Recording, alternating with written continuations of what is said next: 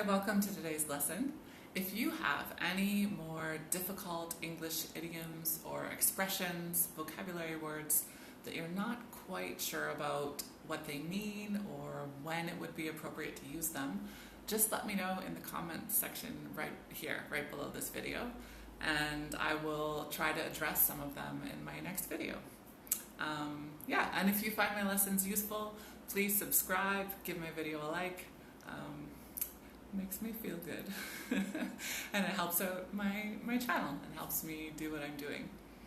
Alright, let's get to our lesson. So today's vocabulary, again, you do not need to watch any TV shows or videos in order to get everything possible out of this lesson, but it's just kind of a starting point for me to find relevant vocabulary for you. And it gives you a chance to review it in a fun and interesting way if you want to watch the episode afterwards. So, today's lesson is from Westworld Season 2, Episode 1. I watched the episode and I looked for vocabulary that would be useful for you guys and maybe a little more difficult to understand. And it was kind of hard to find because this episode had a lot of action in it. So I actually literally had to watch it twice because the first time I was just like, whoa, this is so cool.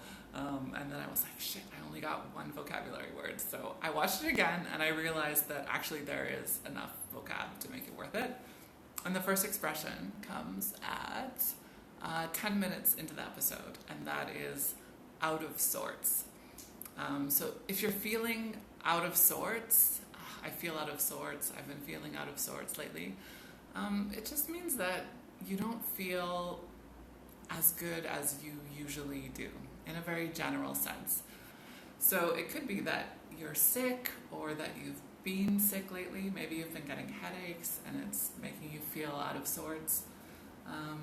Or maybe there's some minor emotional issue in your life, like bad weather. It's been cloudy and rainy every day for the past week, and that kind of weather really makes you feel out of sorts. The next one is at 12 and a half minutes, and that is the circumstances are less than ideal. Alright, so it feels to me like culturally, like a very British expression. So the British have more of a tendency to kind of minimize situations. If I haven't had a chance to eat all day and I'm really hungry and I'm British, I might say, yeah, I'm a little bit hungry. I could use a bite to eat. But Americans would be more likely to say, I'm starving, I'm gonna die. Alright, so this has that sort of a feel to it where usually you would use it in a situation where things are pretty bad, or things are not what you want, but you're kind of using a minimizing expression. I don't know how else to express that, how else to describe that. I mean, it's a little bit ironic in its delivery, and it's just a different way of looking at life using these minimizing sort of expressions. So in the episode, if you did watch the episode, there are dead bodies everywhere. And they say the circumstances are less than ideal. So, obviously dead bodies everywhere, it's pretty extreme. So saying something like this is definitely a minimizing expression. You don't have to use it just with the circumstances. You could use it with anything that is not what you would like it to be. So maybe you've planned a trip to the beach and it is pouring rain and kind of cold. And you could say, well, the weather is less than ideal. Okay, so it's just a different take on saying something like, the weather sucks, this weather's awful. It's less than ideal. Alright, the next one is 12 minutes and 40 seconds to hold out on someone. If you are holding out on someone, you are intentionally not giving them all of the information that they need or that they would like, maybe. Yeah. So, I don't know. Maybe I meet a friend for coffee and she looks really excited. She just kind of has a really happy, vibrant, enthusiastic energy. And I say, hey, what's going on with you? And she says, oh, this is the best coffee I've had all month. They made it very well. And I say, you're holding out on me. You know, I can tell there's some other thing going on in her life, and for some reason, she doesn't want to tell me. Or in a professional situation, you could also use it at work. Maybe Jack gives an amazing presentation.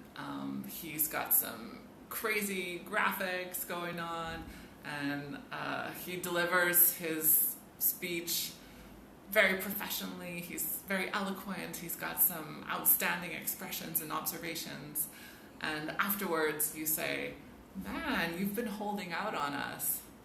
Okay, so you had all these skills and talents, and you were hiding them, or you were not showing them to us before. And now everyone's going to expect this from you all the time. All right, the next one is at 54 minutes and 40 seconds, and this is to do a number on someone.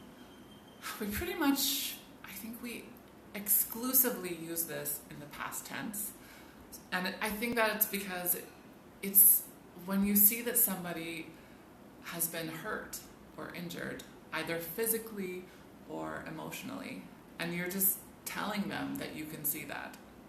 So maybe in an action movie, someone's been stabbed in the shoulder and their friend comes in the room and they're like, oh man, and they're trying to help them, and they're at that point where they start talking to each other, and the friend says something like, oh, they really did a number on you, man. Like, they stabbed you in the shoulder, you're bleeding. Or emotionally, maybe my sister has been working at a job where maybe her superiors have been bullying her, her boss is really controlling and kind of evil and always putting her down, saying negative things to her. And after months and months of working at this job, she starts feeling insecure and like she's not capable of doing this job properly. But it's really just because of the negative things they've been telling her. And I might say, oh man, they really did a number on you at that workplace. You know, your boss really did a number on you. He really messed with your head. He made you feel bad, and it's evident. I can see that. All right, at 1:07, we have to jog someone's memory. And this just means to do something to help someone remember when they're trying to remember and they can't. So if I put my house keys somewhere and I can't find them, maybe I go to the last place I had them and I look around the room to try to jog my memory. Or even I just try to jog my memory by mentally going through all the steps of the day, what I've done, where I went, to try to jog my memory and bring up some clues about where I left those damn keys. Or maybe for beginner level language speakers, they learn a lot more concrete nouns: tree, house, dog. And after they learn that vocabulary, they might look at pictures of those things to jog their memory when they can't remember the new vocabulary words. And finally, at 1:08, what the hell are they up to?